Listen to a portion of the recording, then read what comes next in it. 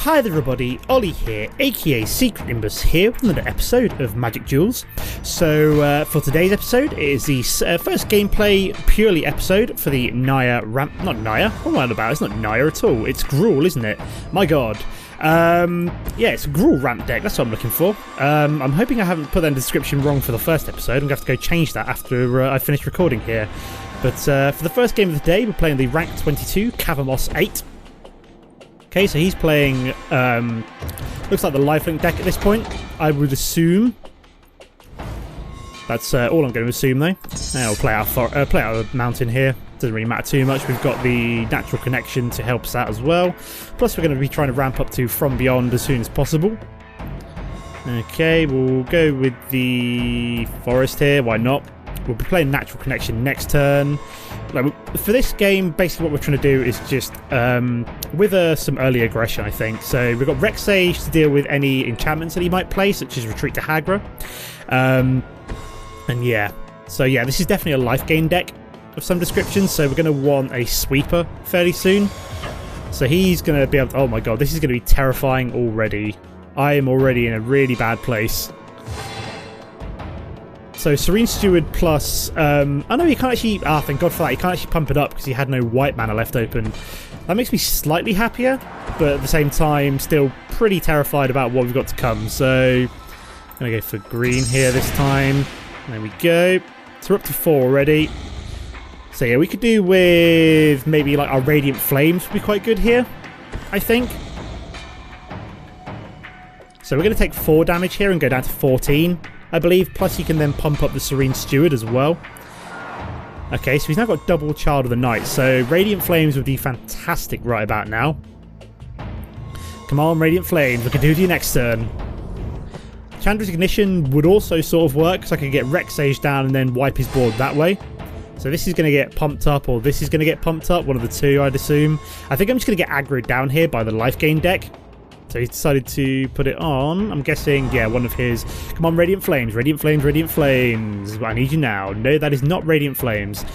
So we're going to have to play out them Forest. Do we play out Rex Sage just as a blocker to deal with one of the Charges of the Knights? Or do we kind of go for broke, play out From Beyond?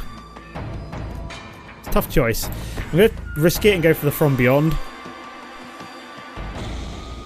Just because, you know, I don't think I'm going to lose. I don't think I'm going to win just by playing out one Rex Sage. I mean, we're going to take 5, 7 damage here, go down to 4. We're going to get down to 7 here. I've probably lost this just straight off the bat just because of his, like, aggression.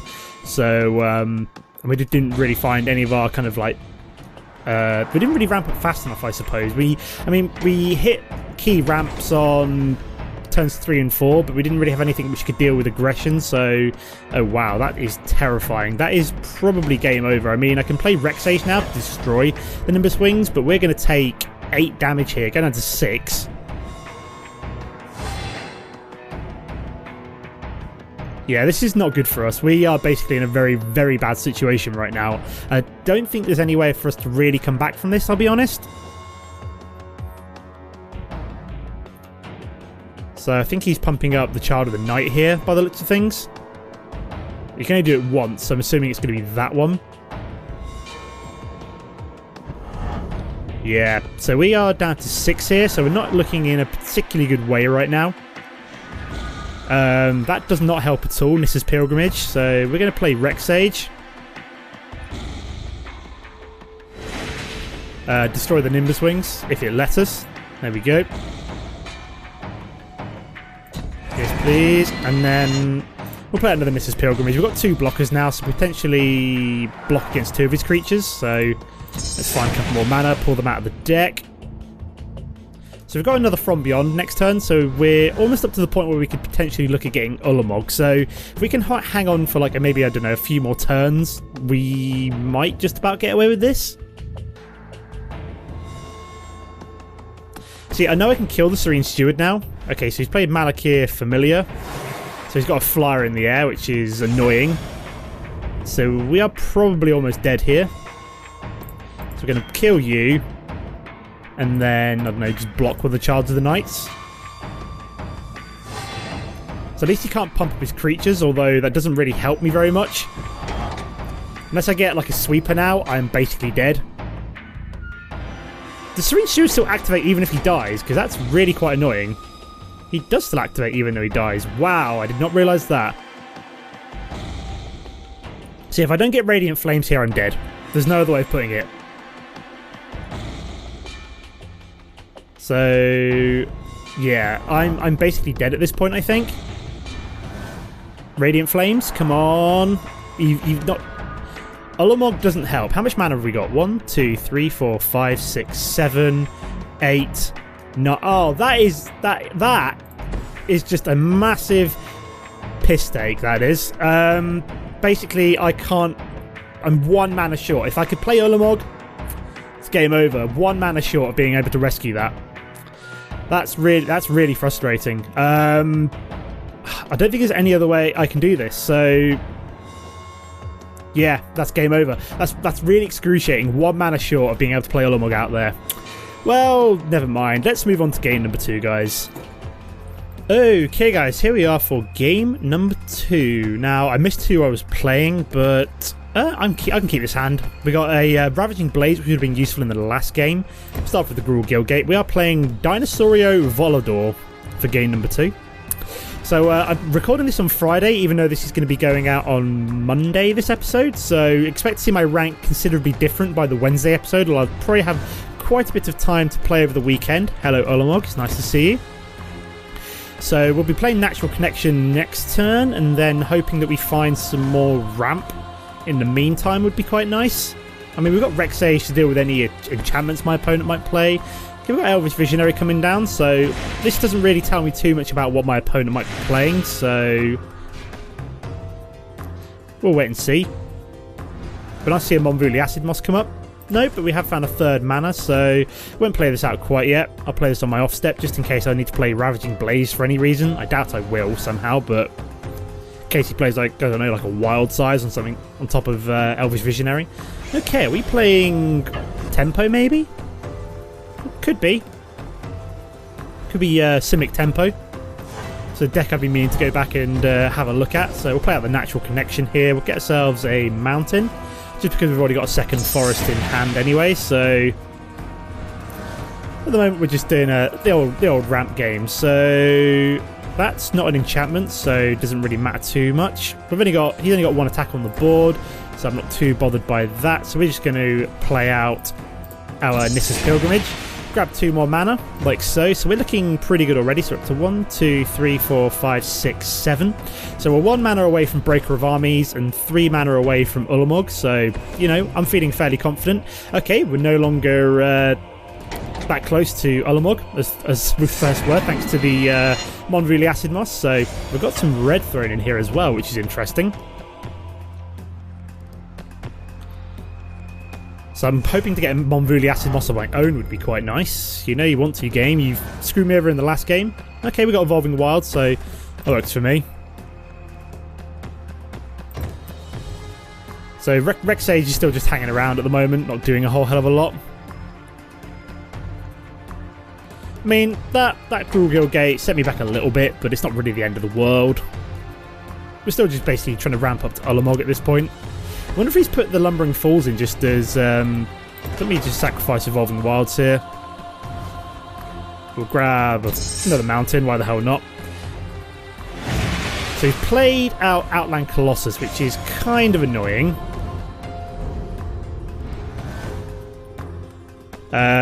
What do we have? Oh, I can play Gaia's Revenge, which is good for us. So I can play out Gaia's Revenge as a blocker for the Outland Colossus, I suppose. Or try and, like, I don't know, beat him down, which won't really work.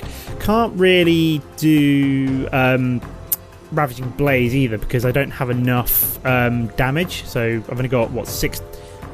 1, 2, 3, 4... No, if I was 1 mana more, I could potentially play Ravaging Blaze and destroy it, but I can't. So I'm probably just going to play Rexage at this point, just as a blocker against the Outland Colossus. And then hopefully we get a mana next turn so I can actually destroy that. Would be quite nice.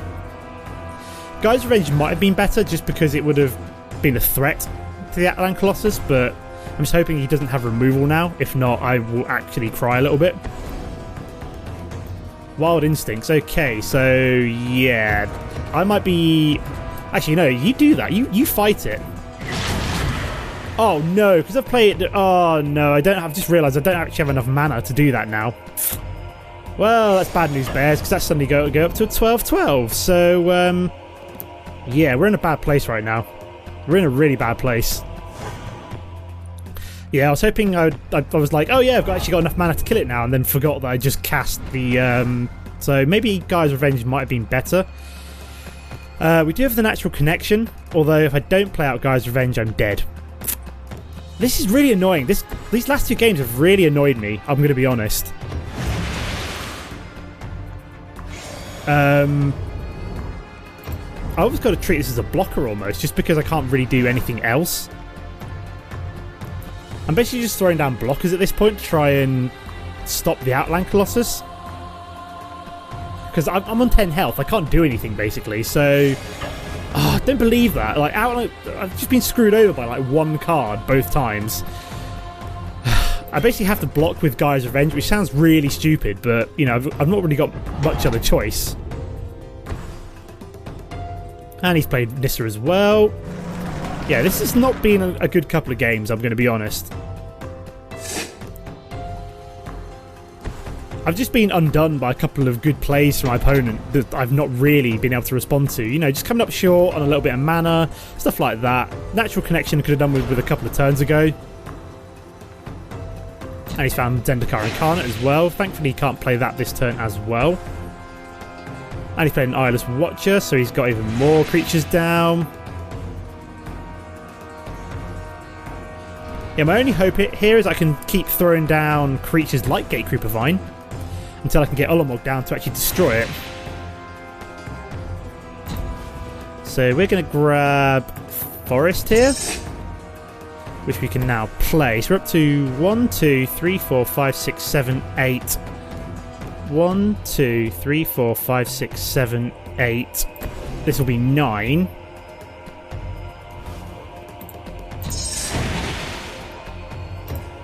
Okay, so we're almost there, guys. We need one more mana, and then we can play Ulamog. If we top deck a mana next turn, or something that can get us mana, I don't know. We're basically stalling here until we can get that 10th mana down. So if we can get Ulamog down, you know, that's probably game over for my opponent. So we can exile. Oh, here comes Gaia's Revenge. So yeah, we're not. Yeah, we're dead. That's it, we're dead. So let's just do a third game, guys. Okay, guys, here we are for game number 3. I'll check the opponent in a second, but yeah, I'll keep this hand. It's not too bad. So we got the Radiant Flames, Curd Chieftain, Ravaging Blaze. Not too bad an opening hand. So yeah, we're playing Diablo Deloncre, whatever that says. It's probably like Spanish or something, maybe? I don't know. I'm assuming it's Spanish from my, you know, GCSE Spanish that I've got. So what would essentially be like, I suppose, for you guys in America would be like high school Spanish. Yeah. So not really the best way to open, you know, the first couple of games with 2 losses, but I really felt it was like they were kind of out of my hand. My opponent just got better hands, really. Out of my hand. Ha ha ha. Yeah, my opponent, I really feel as though it was like more down to the fact that my opponent just had the like slightly faster hands than me, and I couldn't really play out my strategies as fast as I wanted to. Like both times I was like 1 mana short of, or 1 or 2 mana short of being able to play out something like Ulamog and actually win the match. So, you know, it's small margins really, and I just kind of got a little bit screwed over by those small margins. So we're going to play out the Forest here so that we can get out Nissa's Pilgrimage. So it's going to allow us to ramp up, which is good. There we go, so we're up to 4 mana, so we've got 6 mana total. We'll be skipping attack as there's absolutely no point with the Gatecreeper Vine on the field versus the Elvish Visionary. It's always amazing how many times I see these two kind of like facing off against each other. So it looks like we've got the mirror matchup this time. So we've got Gruul Ramp against Gruul Ramp. Interesting. Wonder how this is going to go down. So I've got the advantage of being the person going first. So let's play out the Gruul Guildgate, and we'll also play out a From Beyond here. Could have played out Curd Chieftain, but this is going to allow me to ramp up faster every turn, so I'd rather play out this guy next turn when I've already got the From Beyond generating me mana in the form of the Scions. Okay, so he's got Monvuli Acid Moss down, so that's nice for him. That's congratulations. So he's caught up a turn, essentially, I think. Or maybe even gone ahead a turn. Would be nice if I had my own Acid Mosses. Haven't seen them come up today either, you know, that would also be good. Okay, so we found a Coombe Hellkite, which is good for us, so we could potentially play that next turn, but we are going to play out Kurd Chieftain this turn. Should give us another threat to swing with next turn, which is good. And we're just going to skip attack for now. So my opponent is doing quite well in terms of ramp. So 1, 2, 3, 4, 5, 6. So we've got about the same amount. Auron Reef Hydra is good for him, which we potentially want to try and destroy with something like a Ravaging Blaze. So I don't know what we're going to get this turn. So okay, another Kurd Chieftain, which is kind of awesome. I mean, I could Radiant Flames here, although that doesn't really do too much. Doesn't really kill that. Could also pump up my Kurd Chieftain and swing with it. Doesn't really work for me either. Can't play a Coombe Hellkite yet because we need a second red source, which is really frustrating that he destroyed it. So maybe it's best to just kind of like skip attack for now. And then play out Kurd Chieftain. I was thinking of putting this one in my Gruul ramp deck, but didn't really fit in my opinion. But maybe this guy's making it work, which is nice for him. So okay, Omnath is just bloody terrifying. And he's going to get the double benefit of an Omnath. Oh my god. That is bonkers. At least I can kill that one, I think. So he's going to swing with the 9/9 with Trample. I could just kill it. Double Kurd Chieftain and an Elvish Visionary. Might have to here. I'm throwing it away, but so there's that. I'm probably going to try and kill Omnath here as well, which we can't actually do because we're missing, oh my god, we're missing the second red source. Wow, that Monvuli Acid Moss really was clutch for him. So yeah, I'm in a really bad way right now. Again, you know, just that one Monvuli Acid Moss is basically almost winning the game because I'm now missing that second red source and I can't do anything. I've not... Ugh. I mean, I could search for 1, 2, 3, 4, 5, 6. I'm going to do something really quite silly here. I mean, it's going to cost 2 mana, but I'm going to find Oblivion Sower and actually play it. So this is going to actually hopefully find me some more mana. Would be nice. So yeah, we just ramped up by 3 there with the Oblivion Sower, which is exactly what I wanted to do there. Plus we've got a blocker for Omnath as well. Would result in its death, but I'm willing to make that sacrifice. So that was a really good play there. I just suddenly realised what I could do. So we basically got rid of his other Auron Reef Hydra, which is good. We've got ourselves another creature on the battlefield. Oh my god, so he's about to get 2 more tokens. I mean, I could almost do with a Ravaging Blaze. Yeah, he just got 2 more Omnath tokens there, so I really want to kill Omnath. Into the Maw of Hell, that is not good for me.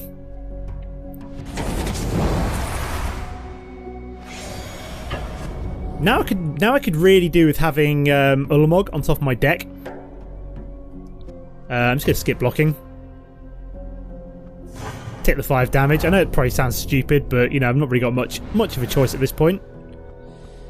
Reclamation Sage does nothing. So this is actually game over at this point, I think. Yeah, this is game over. So that's really annoying. I'll probably do I'm going to do a 4th game quick and hopefully we can get a victory in. Okay, guys, here for game number 4. So let's finish with a victory, guys. We can do it, can't we? There's an Acid Moss, so I kind of want you. So I'm going to keep this hand. We're playing Crorsina for game number 1. So hopefully we can find some ramp, or a 4th mana would be nice as well. Oh god, please don't say we're playing Thopters. So at least we've got Kurd Chieftain and the Chandler's Ignition. So. Oh, there we go. Thank God for that. We found the 3 mana ramp. So we've got Natural Connection into Monvuli Acid Moss, into probably like Kurd Chieftain and Chandler's Ignition. We've then got From Beyond to dig out a an Ulamog potentially late game as well, so not looking too bad here. Let's do the forest, natural connection, we'll get another mountain. There we go. Perfect. So yeah, I think what I've got to bear in mind is I definitely need to find at least 2 good red sources early in the game, because it's much easier for me to find forests than it is for me to find mountains. So that's something to bear in mind. Okay, so yeah, we've got Chief of the Foundry come down, which I was expecting. Probably going to destroy that Foundry of the consoles, just because I feel like being a complete and total git to him. But so we're going to take 2 damage here, but in a couple of turns' time, we're going to have Kurd Chieftain and Chandra's Ignition anyway, so, you know, whatever. You carry on the way you're going. So we're going to Monvuli Acid Moss you. We're going to grab a Cinderglade. I think he's a good shout here. Set this guy back a turn, so he's at least 1 more turn away from getting things like Whirl-a-Rogue and Pier and Kieran. So we can swing for 4 here, but we're not too bothered by that. We're just in a good place right now, guys. So we're going to be playing Kurd Chieftain this turn. We're still finding mana, which is excellent. Can't quite afford the Kurd Chieftain and the Thumbie on this turn, but that's fine. Probably want to play this out next turn, just so we can start using it to ramp up. So as we're up to about 10 mana, we'll sacrifice it, find Ulamog, and then, you know, go to town on him. I just realised he was mana screwed in the last game. Okay, that's interesting. We got some white thrown in with the artifacts, so I'm surprised he didn't swing with the Perilous Mere, because that would have resulted in the death of my Kurd Chieftain. But this turn is going to be a From Beyond and a Gatecreeper Vine, I think. So we won't be swinging with the Kurd Chieftain. So he knows that Ulamog's going to be coming down soon if I'm playing this, so he's basically on a very, very short timer right now. Let's grab a Guild Gate, why the hell not? So how much are we up to? 1, 2, 3, 4, 5... For God's sake, 1, 2, 3, 4, 5, 6, 7, 8. That'll be 9, that'll be 10. So potentially the next turn or 2 we can sacrifice this, find Ulamog, and, you know, it's going to be game over. So what's he doing now? Reprisaling my Kurd Chieftain, I'm assuming? Yep. So he's basically going to work fast here, because he's like on a very, very short countdown right now. Maybe should have Chandra's Ignitioned this stuff, but, you know, it's not the end of the world.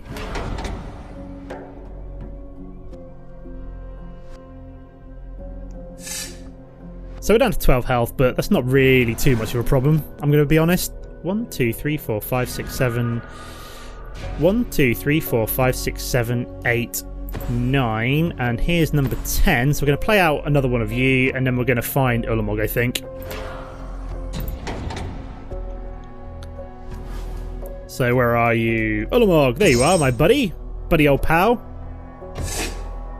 There we go. One Ulamog the Ceaseless Hunger in hand.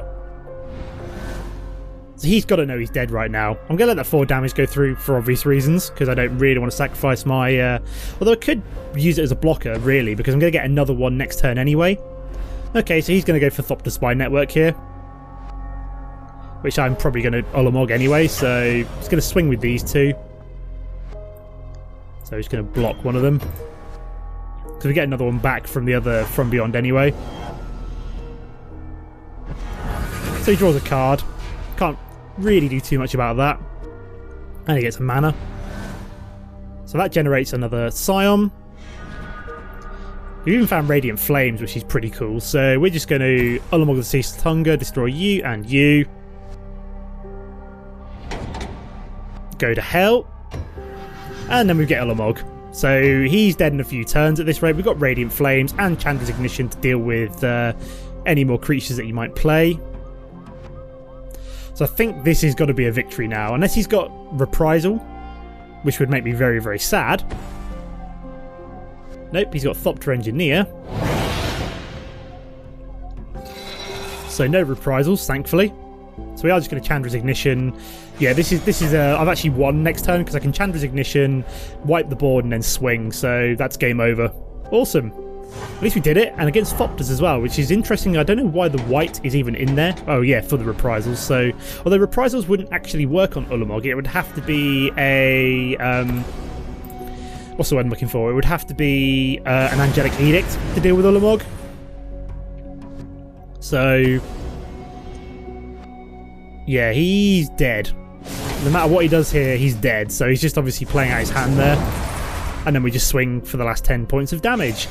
Whew, at least we got one victory in behind our belt there. Goodbye 20 cards as well. Oh, look at all these artifacts. What else has he got here? Valerian Akros. I can see why he might have the white in there, but it doesn't really work, I'm going to be honest. Okay, so that is a victory to finish with. Thank God for that. I was getting worried there for a second. I was like, God, my luck really can't be that bad, can it? Working our way towards an All Is Dust quest as well, and then there's the first win of the day. Fantastic. So I'm going to leave the episode here for now. So those first 3 games, I'm just going to pretend like they never happened, I think. And just, you know, that last game is how this deck really should work. But yeah, apart from that, thanks for watching, and I'll see you next time, guys. Goodbye.